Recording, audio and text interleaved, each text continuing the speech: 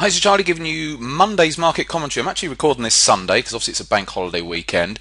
Just got in from a run, and while I was out running, I was thinking about a conversation that we had in the trading room on Friday with the guys, and we were talking about taking those extra trades, maybe at the end of the day or even the end of the week, that extra trade that possibly you didn't need to do, you didn't need to take it, and yet that extra trade that you decided to take just because you wanted to, you wanted the action, all of a sudden can turn your week or turn your day around. You could have gone from having a nice, comfortable winning day or winning week, and then you take that final trade which then completely turns it around. It could either turn it into negative territory, or potentially even just take a big dent into the profits that you've made, because even if that happens, you can still end up feeling like you've had a loss, just because, even if you're actually still profitable for the week, because you've given it back, you've given so much back, just because you couldn't resist the temptation to take that extra trade,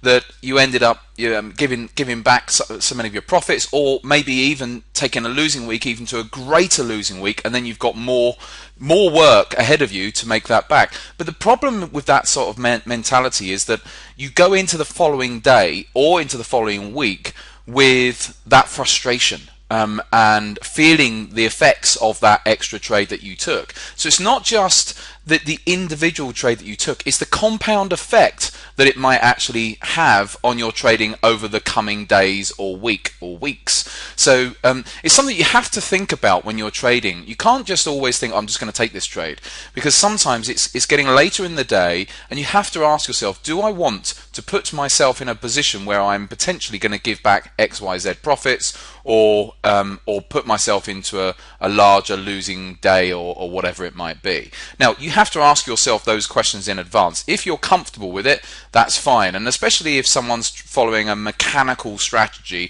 where they have to follow every signal, then you have to do that. But if you're a trader who you do allow yourself that discretion to make a decision, then you have to look at that. This is a business trading, and we have to be careful. There are certain business hours which are better than others, and there are certain times of the day, times of the week, where you may actually say, do you know what, it probably wasn't worth my while taking that trade. So I'll leave that with you, that thought with you. I'm not going to make this too big an update this week, but it was just a good conversation we had in the room, really. And I think that far too many traders spend too much time chasing poor trades, and rather than maybe sitting back and trading a little bit less at times. There are times to trade, and I tend to find that the morning times going through into sort of maybe early afternoon are the best times for me personally, and obviously for different traders it'll be different things, and then I ease off.